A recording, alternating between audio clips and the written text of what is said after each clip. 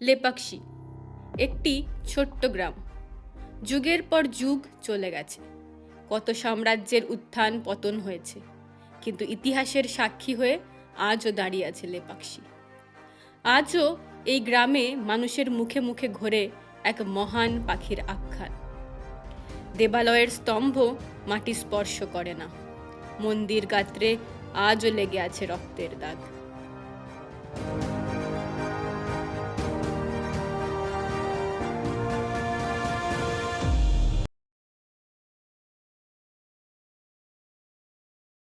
নমস্কার বন্ধুরা, আশা করি আপনারা সকলে ভালো আছেন। আর কাগজের যাত্রার প্রথম ট্রাভেলগে আপনাদের সকলকে স্বাগত জানাই। আমি তুষার, আর আমার সাথে আছে তিতাস। তা আমাদের সম্বন্ধে একটু বলতে গেলে বলতে হয় যে বিগত 8 বছর ধরে ব্যাঙ্গালোর নিবাসী কর্মসূত্রে, আর ভালোবাসি বলতে গেলে ঘুরতে খুবই ভালোবাসি। দুজনেই বলতে পারেন যে পায়ের তলার সর্ষে, যখনই কর্মজীবনের ব্যস্ততার মধ্যে ছুটি পাই বা একটু অবসর পাই বেরিয়ে পড়ি। তা আপনাদের জন্য একটা ভালো খবর আছে, আর আমরা একা নয়, এবার আপনাদেরও সঙ্গে নিয়ে যাব।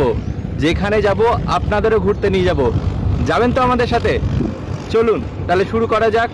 আমরা আজকে যে জায়গাটায় যাচ্ছি সেই জায়গাটির নাম লেপাক্ষী। হ্যাঁ, আপনারা ঠিকই শুনেছেন, জায়গাটির নাম লেপাক্ষী, যে জায়গাটি বিজয়নগর সাম্রাজ্যের অসামান্য শিল্প স্থাপত্য ও ভাস্কর্যের জন্য আজও বিশ্ববিখ্যাত। চলুন আর দেরি করব না, বাকি জায়গা সম্বন্ধে বিবরণ যেতে যেতে রাস্তায়। আপনারা আসছেন তো? লেপাক্ষী অন্ধ্রপ্রদেশের অনন্তপুর জেলায় অবস্থিত একটি মধ্যমাকৃতির জনপদ, যা তার অসামান্য শিল্প স্থাপত্য ও ধর্মীয় আকর্ষণের জন্য বিখ্যাত। রামায়ণে এই লেপাক্ষীর একটি গুরুত্বপূর্ণ ভূমিকা আছে। কথিত আছে, যখন লঙ্কেশ্বর রাবণ মাতা সীতাকে অপহরণ করে লঙ্কার উদ্দেশ্যে চলেছিলেন, তখন এই অঞ্চলেই পক্ষীরাজ জটায়ু রাবণের পথ রোধ করেন ও মাতা সীতাকে উদ্ধারের প্রচেষ্টা করেন, কিন্তু দুর্ভাগ্যবশত তিনি বিফল হন। পরে শ্রী রামচন্দ্র যখন এখানে এসে আহত জটায়ুকে দেখতে পান, তিনি বলেন, হে মহৎ পক্ষী, জাগো। তেলেগু ভাষায় যার অর্থ লেপাক্ষী, এবং এই কারণবশতই এই গ্রামটির নাম রাখা হয়েছে লেপাক্ষী। দেখুন, গল্প করতে করতে আমরা কিন্তু অনেকটা পথ চলে এসেছি, আর লেপাক্ষীর গ্রাম তরুণ আমাদের স্বাগত জানাচ্ছে। তাই এখানে আপনাদের বলে রাখি কিভাবে আপনারা লেপাক্ষী পৌঁছে যেতে পারেন। ব্যাঙ্গালোর থেকে লেপাক্ষী যাওয়ার জন্য পর্যাপ্ত পরিমাণ সরকারি ও বেসরকারি বাস রয়েছে। হায়দ্রাবাদগামী ন্যাশনাল হাইওয়ে NH-44 ধরে মাত্র 2 থেকে 2.5 ঘন্টার মধ্যেই সহজেই আপনারা লেপাক্ষী গ্রামে পৌঁছে যেতে পারেন। আর আপনারা যদি লং ড্রাইভ ভালোবাসেন, তবে বলে রাখি এই রাস্তাটি কিন্তু লং ড্রাইভের জন্য অসাধারণ।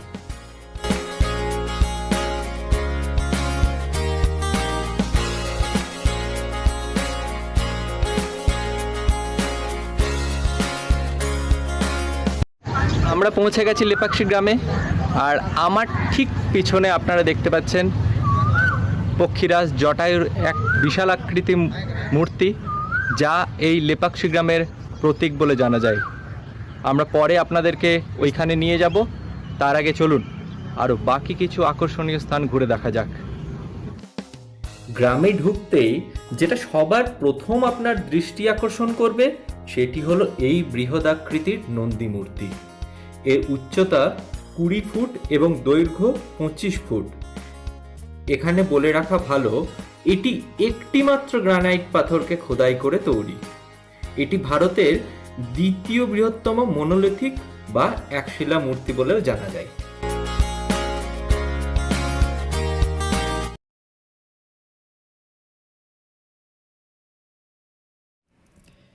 এরপর আমরা চলেছি লেপাক্ষীর প্রধান আকর্ষণ বীরভদ্র স্বামী মন্দিরের উদ্দেশ্যে। বীরভদ্র ভগবান শিবের একটি উগ্র রূপ। স্কন্দপুরাণ মতে এই মন্দির প্রতিষ্ঠা করেন মহামুনি অগস্ত্য। পরে বিজয়নগর সাম্রাজ্যের সময় 1540 খ্রিস্টাব্দে এই মন্দির পুনর্নির্মাণ করেন এই অঞ্চলের ভূস্বামী বীরান্না ও ভীরুপান্না নামক ভ্রাতৃদ্বয়, যারা ছিলেন তৎকালীন বিজয়নগর সম্রাট অচ্যুত দেব রায়ের কোষাধ্যক্ষ। এই মন্দিরের নির্মাণের সাথে জড়িয়ে আছে অনেক রোমাঞ্চকর কাহিনী ও লোককথা, যা আপনাদের ঘুরতে ঘুরতে শোনাবো। সঙ্গে থাকুন।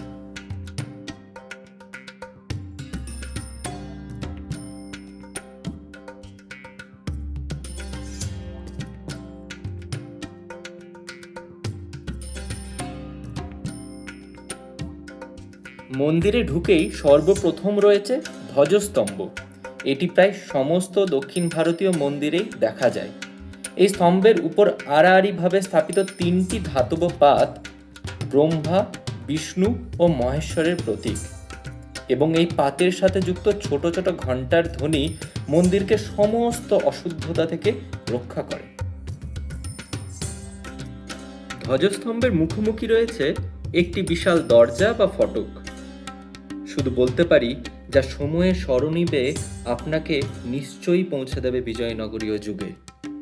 এখানে রয়েছে নাট্যমণ্ডপ বা রঙ্গমণ্ডপ, যা 70টি কারুকার্য ও ভাস্কর্য খচিত স্তম্ভের দ্বারা নির্মিত। এই মণ্ডপের মধ্যভাগে রয়েছে বৃত্তাকারে 12টি স্তম্ভ, যেখানে চলেছে এক স্বর্গীয় নৃত্যানুষ্ঠান। এরই একটি স্তম্ভে রয়েছেন নৃত্যরত অপ্সরা রম্ভার মূর্তি, এবং তাকে ঘিরে দর্শকাকারে রয়েছেন ভগবান শিব, তার ঠিক পাশেই দেবী পার্বতী, বীণাবাদনরত সূর্যদেব, ঢোল হাতে অশ্বিনী কুমার, হারমোনিয়াম হাতে ঋতেশ্বর, ঢোলক হাতে নন্দীশ্বর, নটরাজ শিব, তানপুরা হাতে চন্দ্র, পাখোয়া হাতে পঞ্চানন শিব। এছাড়াও রয়েছে 3 পদ বিশিষ্ট নৃত্যগুরু ভৃঙ্গেশ্বর ও মাল্য হাতে অপ্সরাদের মূর্তি। মণ্ডপের ছাদে রয়েছে 12টি গ্রানাইট পাথরের তৈরি একটি শতদল পদ্ম। বিশ্বাস করুন, আজ ওই নাট্যমণ্ডপে চোখ বুজে দাঁড়ালে এক স্বর্গীয় নৃত্যসভার রোমাঞ্চকর অনুভূতি মানুষের হৃদয়কে ছুঁয়ে যায়।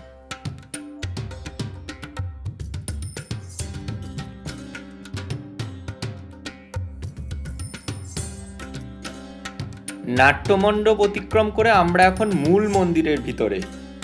এখানে বিরাজ করছেন স্বয়ং ভগবান বীরভদ্র। এছাড়াও রয়েছেন মাতা পার্বতী, ভদ্রকালী, দুর্গা, গণপতি, বিষ্ণু ও 3টি শিবলিঙ্গ, যথা রামলিঙ্গ, পাপভঞ্জন ও হনুমান লিঙ্গ। ভগবান বীরভদ্রের ঠিক সম্মুখেই একটি স্তম্ভে খোদাই করা রয়েছে বাস্তুপুরুষ ও নারী শ্রেষ্ঠ পদ্মিনীর মূর্তি। আর মন্দিরের সমস্ত ছাদ জুড়ে খোদাই করা আছে অসাধারণ সব ফ্রেস্কো, যেখানে বর্ণিত হয়েছে রামায়ণ, মহাভারত, পুরাণ ও সমসাময়িক ইতিহাসের কাহিনী। কিন্তু দুঃখের বিষয়, এর অধিকাংশই পরিচর্যার অভাবে এখন নষ্টের পথে।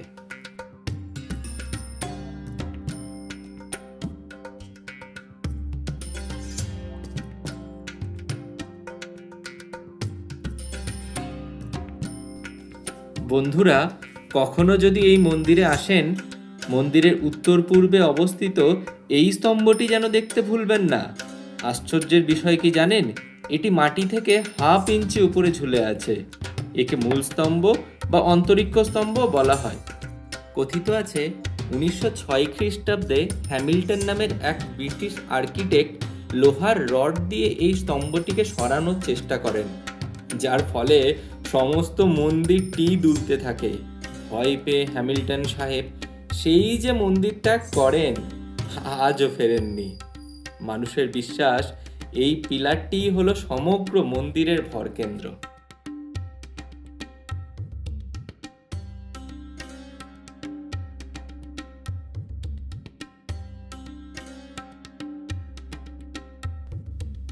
মূল মন্দির থেকে বেরিয়ে আমরা এখন চলেছি মন্দিরের পূর্ব দিকে। আর যেতে যেতে যা দেখলাম তা হলো অসংখ্য সুন্দর কারুকার্য খচিত স্তম্ভ দিয়ে নির্মিত এই মন্দিরের প্রাকার। আর জানতে পারলাম শিবরাত্রির সময় প্রচুর দর্শনার্থী সমাগম ঘটে এই মন্দিরে।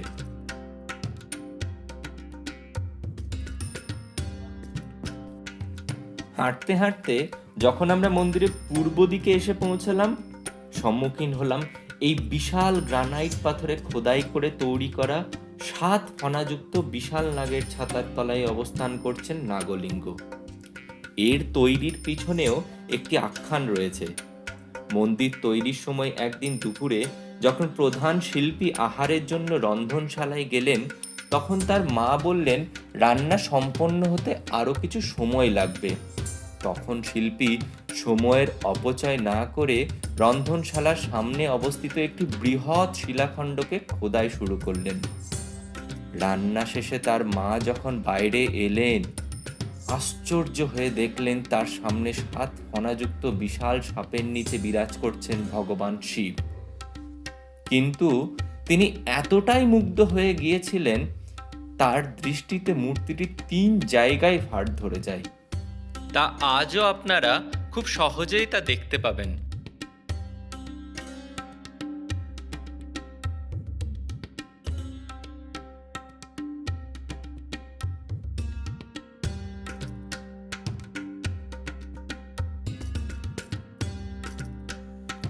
নাগলিঙ্গ অতিক্রম করে আমরা এখন এসে উপস্থিত হয়েছি একটি অর্ধনির্মিত মণ্ডপের সামনে, যার নির্মাণ কার্য মধ্যপথেই পরিত্যক্ত হয়েছে। এর নাম কল্যাণ মণ্ডপ। কথিত আছে শিব পার্বতীর বিবাহ উৎসবের উদযাপনের জন্য এই মণ্ডপটি নির্মাণ হচ্ছিল।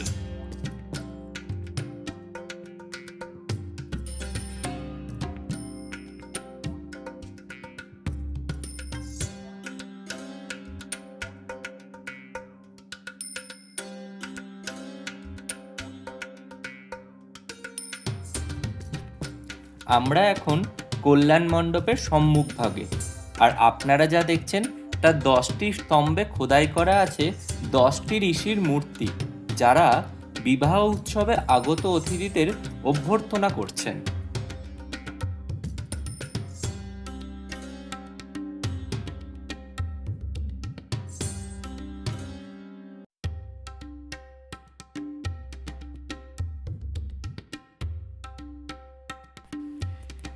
সিঁড়ি দিয়ে ওপরে উঠলেই দেখতে পাবেন অতিথি সৎকারে দণ্ডায়মান সদাশিবের মনোমুগ্ধকর মূর্তি, আর তার ঠিক পিছনেই একটি অর্ধসমাপ্ত বিবাহ বাসর, যার একটি স্তম্ভে রয়েছে শিব পার্বতী যুগল মূর্তি ও কন্যাদানরত রাজা হিমালয়, এবং বাসর ঘিরে বৃত্তাকারে দণ্ডায়মান বিবাহে আগত সব দেবদেবীদের মূর্তি, যা আপনাকে সত্যিই বিস্ময়ে স্তম্ভিত করে দেবে। মণ্ডপটির অসমাপ্ত রয়ে যাওয়ার পেছনেও রয়েছে একটি করুণ উপাখ্যান। কথিত আছে এই মণ্ডপ নির্মাণকালে এর অন্যতম নির্মাতা বীরুপান্না নায়কের উপর তৎকালীন মন্ত্রিসভা তহবিল তছরূপের একটি মিথ্যা আরোপ আনেন, ও তাদের কথায় বিশ্বাস করে বিজয়নগর সম্রাট অচ্যুতদেব রায় কোষাধ্যক্ষ বীরুপান্না নায়কের চোখ উপড়ে নেওয়ার আদেশ দেন। এই সংবাদ পেয়ে বীরুপান্না এতটাই মর্মাহত হন যে নিজেই নিজের চোখ দুটি উপড়ে রাজাকে ভেট পাঠিয়ে দেন। তহবিল তছরূপের মিথ্যা আরোপ ও বীরুপান্নার করুণ পরিণতির জন্য এই মণ্ডপটির কাজ অপূর্ণই থেকে যায়। আজও মন্দির গাত্রে লেগে আছে বীরুপান্নার চক্ষু নির্গত রক্তের দাগ। কল্যাণ মণ্ডপের ঠিক পাশেই রয়েছে লতা মণ্ডপ, যা মোট 36টি স্তম্ভের উপর নির্মিত। প্রতিটি স্তম্ভের উপর খোদিত আছে ফুল ও লতা পাতার নকশা, যা আজও দক্ষিণ ভারতীয় শাড়ির পাড়ে বহুল ব্যবহৃত।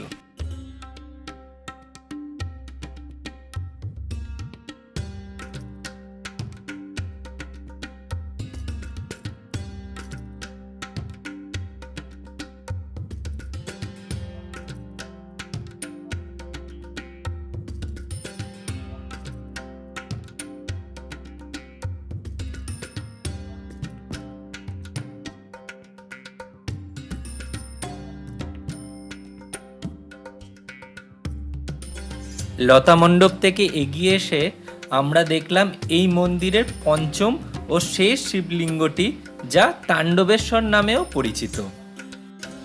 স্থানীয়দের মুখে জানতে পারলাম প্রতি বছর শিবরাত্রির দিনে এই শিবলিঙ্গে জল ঢালার জন্য দূর দূরান্ত থেকে প্রচুর ভক্ত সমাগম হয়।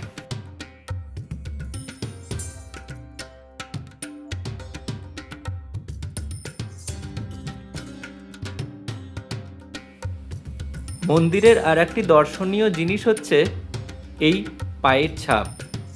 মানুষের বিশ্বাস যা নাকি সীতা মাতার পায়ের ছাপ।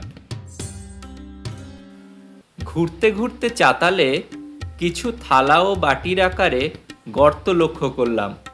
জানতে পারলাম মন্দির নির্মাণকালে শিল্পীরা এখানে বসেই আহার করতেন।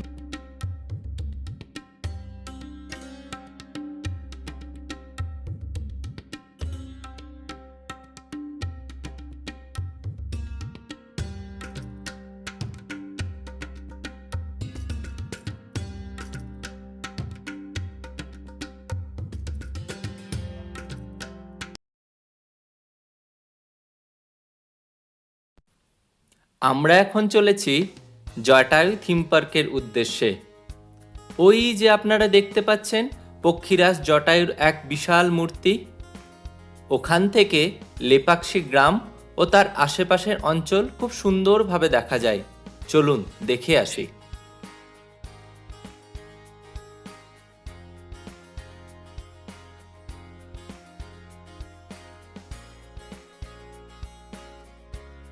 আমরা আজকের ব্লগের শেষ পর্যায়ে পৌঁছে গেছি। আমরা এখন জটায়ু থিম পার্ক, যার গল্প আমরা আগে আপনাদের বলেছি, পক্ষীরাজ জটায়ুর। আর এখান থেকে আপনারা দেখতে পাচ্ছেন সুন্দর লেপাক্ষী গ্রামের ভিউ। কিছুক্ষণ আগে আমরা বীরভদ্র স্বামী টেম্পলে যেখানে গেছিলাম, এখান থেকে দেখুন দেখতে পাচ্ছেন বীরভদ্র স্বামী টেম্পল। আজকের মতো ব্লগ এখানেই শেষ করব। কেমন লাগলো আপনাদের অবশ্যই জানাবেন কমেন্টস বক্সে, আর আমাদের উৎসাহ দেবেন। খুব শীঘ্রই আমরা পরবর্তী ব্লগ নিয়ে চলে আসব। সঙ্গে থাকবেন, ভালো থাকবেন।